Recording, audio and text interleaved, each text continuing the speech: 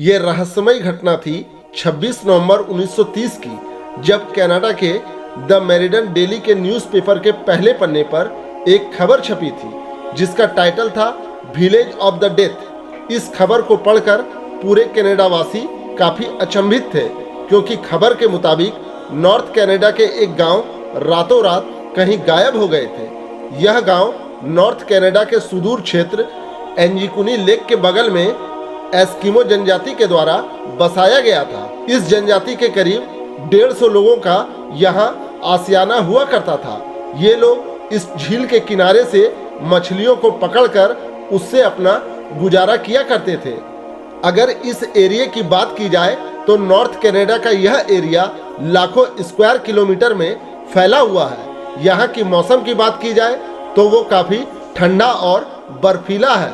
इस जंगल के घने होने के कारण यहाँ कई प्रकार के जानवरों का ठिकाना भी मौजूद है, पर इस क्षेत्र में मनुष्यों की तादाद कम होने के कारण यहाँ कई शिकारी शिकार के लिए यहाँ आते रहते हैं। शिकार की तलाश में एक शिकारी जिसका नाम जॉय लिवले था, नवंबर 1930 को इस क्षेत्र में आया हुआ था। शिकार करने के दरमियान वह जंगल के इतना अंदर चला गया, उसे पता तक नहीं चला और देखते देखते शाम हो गई। अब उसके पास सिर्फ एक ही रास्ता था कि आज की रात वह जंगल में ही बिताए। जॉय लिवले ने इस जंगल में मौजूद उस जनजाति के कबीले में जाने का मन बनाया जो इसी जंगल में रहते थे। जॉय कई बार इस जंगल में पहले भी शिकार करने आया करता था, जिस कारण उसे एंजिकिमो जनजाति जो इस जंगल में रहती थी उसके बारे में अच्छी तरह से पता था। जॉय अपना सामान लेकर जंगल में आगे की ओर जाने लगा, जहां एंजिकिमो जनजातियां रहा करती थी। जब जॉय उनके कबीले तक पहुंचा तो वहां के नज़ारे को देखकर वह अचंभित हो गया, क्योंकि बस्ती में ना ही कोई इंसान मौजूद था और ना ही कोई जानवर। जॉय के लिए सबसे हैरानी की बात यह थी कि कुछ तंबुओं से आग के धुएं निकल रहे थे। पहली नज़र में जॉय को लगा जरूर धुएं वाली तंबू में कोई रह रहा होगा, पर जॉय जब उस तंबू के पास पहुंचा तो वहां कोई भी मौजूद नहीं था। जब जॉय सारे तंबुओं में गया तो किसी भी तंबू में ना ही कोई इंसान मौजूद था और ना ही कोई जानवर। पर एक बात जो जॉय को बार बार ये सोचने को मजबूर कर रही थी, और वो थी उन तंबुओं में मौजूद चूल्हे पर चढ़े हुए खाने के सामान जो आग पर चढ़े होने के कारण पूरी तरह से जल चुके थे।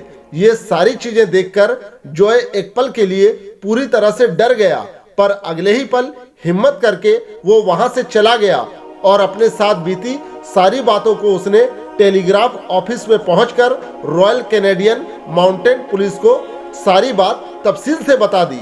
पुलिस जब उस गांव में पहुंची तो वहां के नज़ारे को देख काफी हैरान थी।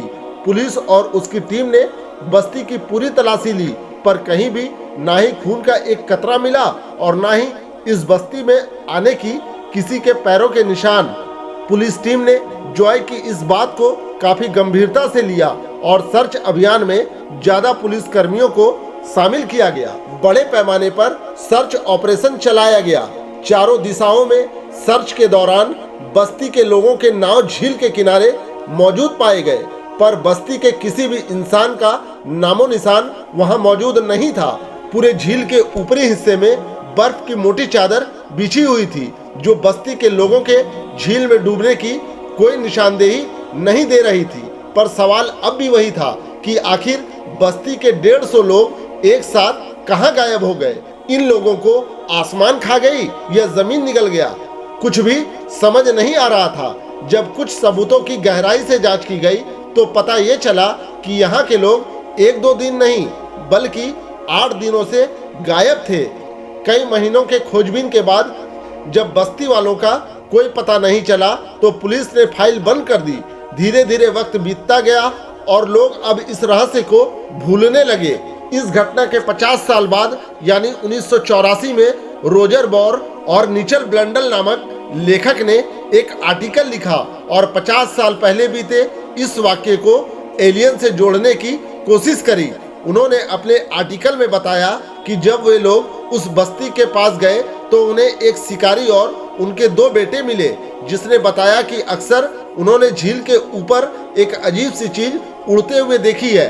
इन शिकारियों की बातों को सुनकर रोजर बॉर और निचल ब्लंडल ने इस घटना को एलियन से जोड़ दिया, पर इनकी बातों को लोगों ने उपन्यास की कहानी समझकर धीरे धीरे भूलना ही बेहतर समझा। इसके बाद कई लोगों ने बस्ती से गायब हुए कबीले की कई कहानियां बनाई, पर हकीकत में इस घटना को 100 साल बीत जाने के बाद भी इसका खुलासा आज तक नहीं हो पाया कि आखिर एंजिकुनी बस्ती के लोग कहां गायब हो गए। उम्मीद है ये मिस्ट्री कहानी आपको जरूर पसंद आएगी। मिलते हैं एक नई वीडियो के साथ, मुझे दीजिए इजाजत। धन्यवाद।